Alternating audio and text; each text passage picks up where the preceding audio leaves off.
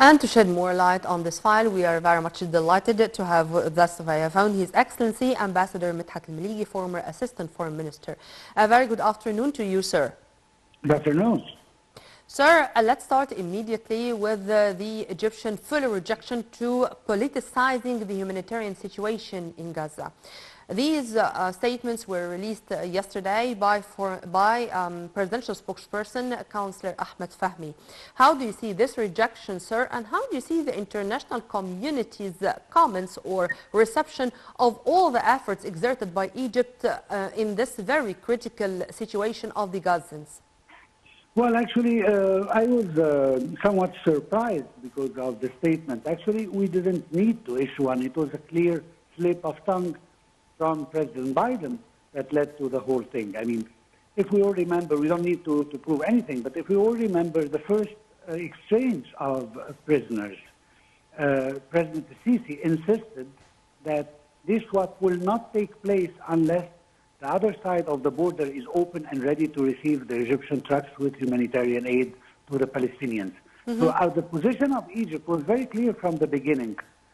I mean, and if Egypt at this moment had any objection as presented by the slip of tongue of President Biden, if Egypt had any objection at the time, the United States and Israel would have mentioned that, mm-hmm. which never happened because actually this was the point of view of Egypt, regardless of different and divergent point of view from the American administration and from Israel itself. So actually it was quite clear from the beginning that Egypt is the one who is insisting on opening the other side of the border to enable the humanitarian aid to enter to the Palestinians. Not just that, Israel had bombarded on 4 occasions the other side of the border, and it was Egypt that repaired it in order to enable the trucks to move inside. This was my coming question, sir, regarding the Palestinian Rafah and the unfortunate reports which are saying that the Israeli occupation army is intending even to bombard the Palestinian Rafah, meaning that very close to the Egyptian border and where I think more than 3/4 of the Gazans are sheltering right now. How do you see this as more escalation from the Israeli side into the 4-month-old war? First of all, we have to just move to one very little but positive side from the Israelis, which is that although they refused all the resistance proposals, most of them, but actually they left the door quite open to maybe further negotiations.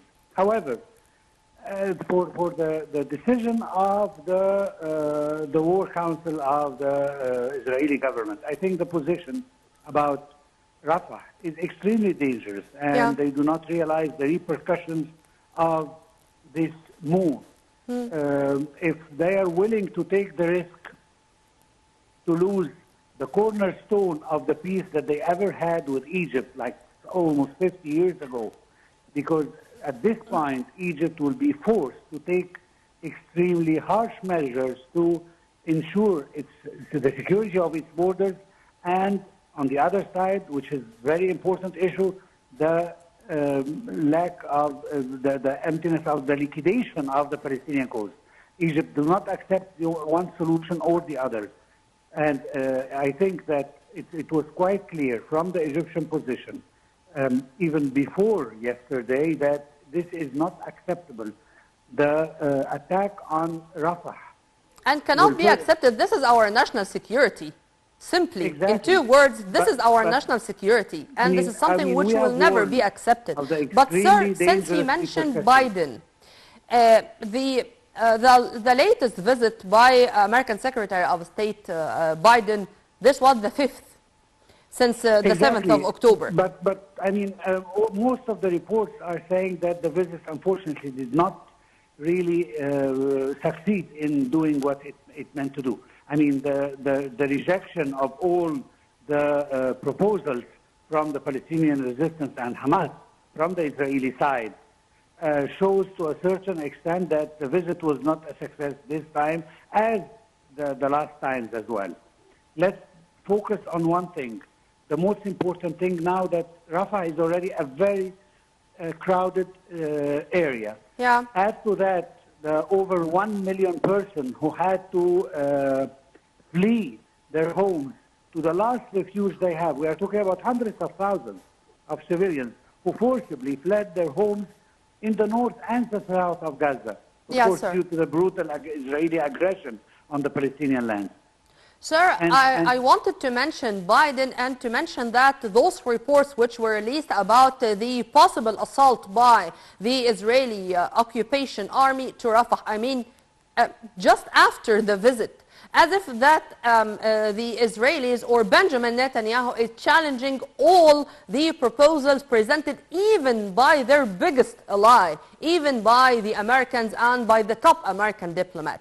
How do you see this, or how this can be justified, if it can be justified by any means? Well, unfortunately, the situation, as I said from the beginning, is very fluid and very volatile. And I mean, everything can go right now. I mean, we have some proposition, we have maybe further negotiations, and at the same time, we have a decision to go to Rafah and bombard it again. Yeah. And now, I mean, anything that will be dropped there will result of many casualties. I mean, it's becoming really crowded there, and moreover, Egypt is trying to fortify its borders, and we hope that the whole peace that was between Egypt and Israel is not coming to an end because of the Israeli aggression on the border. And I believe that if the Israeli wants to keep the relation with Egypt, they have to think hundreds of times before thinking of bombarding Rafah in a carpet bombing, as they did with the rest of Gaza.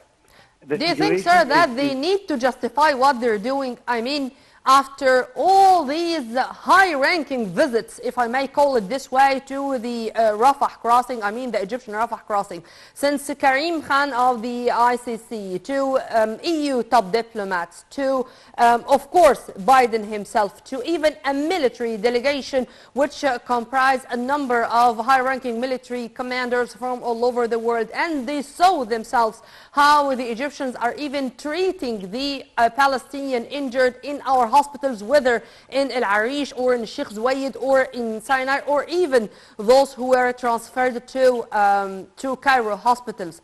Exactly all what those, you are saying, but there is one very important issue. Yeah. I mean, all these are diplomatic pressures. There are no serious pressure threatening to cut the relationship with Israel, or the diplomatic relations, or withdrawal of embassies, or ambassadors, I mean, or even stopping the armament.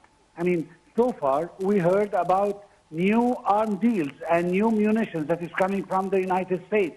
And this is not exactly what Secretary of State Blinken is preaching in the Middle East. I mean, we are talking about one thing, and the acts of the Americans are totally doing the opposite. And this is the real thing. And that's why Israel feels that it can continue its attacks, simply because nobody is returning really the state of Israel or the current government of Israel that knows that the minute this war is going to stop, the government is going to fall. And they are trying to prevent the fall of this government by all means, by implicating other countries, as they are trying to implicate Egypt now, or before that with the Syrian, with the Lebanese, with every the least they think about is the Arabs, sir. Let's face it, the least the Israeli occupation government is thinking about is the Arabs. But I'd like to mention the big powers. I mean, how do you see the unfortunate, let's say, contagion? I mean, it's moving from Hamas or from the Gaza Strip to Iraq, to Syria, where there were American strikes on Iranian targets there, moving to Yemen, where the Houthis started threatening the navigation route of the Red Sea. And of course, this is something which is not going to be for the best interest neither of the Americans nor the European big powers. How do you see just moving from here to there and turning the Middle East into a ball of fire. This is not going to be something for their best interest, so they should interfere. True or false, Well, and if yes, well, how? let me say the following, and I think this is the most important thing that we have to focus on right now Yeah. from all the peace-loving countries. I mean, after the Prime Minister's declarations and the Minister of Defense, Gallant, and other Israeli officials, that the Israeli army will expand its ground operations to Rafah, and in order to dismantle the Al-Qassam brigades, as they call it, the military arm of Hamas. All this calls for, I mean, clearly calls, and of course, we are talking about a violation of international law and international humanitarian law. All this clearly emphasizes on the necessity of convening the UN Security Council urgently to prevent not only Israel, but all its supporters from causing an imminent humanitarian catastrophe. The international law, as you know, condemns the perpetrators and their supporters equally. They all bear the same responsibility. And now it's the time to call for the Security Council in order to reach a certain pressure on Israel to stop its madness. I mean, it's not just about a war operation. We are going to a certain vendetta that cannot be, it's like a bloodthirst thing. They don't want to stop. They don't know where to stop. Now they're reaching the borders of Egypt. And this is the last step or the last station of this war machine. It has to stop at a certain point, and they see nothing but the Security Council, provided that the United States and its allies in the Security Council will allow this to happen and not to veto it. And in this case, we are going to force Israel that it has to abide by the international law and execute a real pressure on it. Well, let's cross our fingers that this bloodshed is going to have an answer. Well, Ambassador Medhat Meligy, former Assistant Foreign Minister, thank you very much for your input, sir, and have a very good afternoon.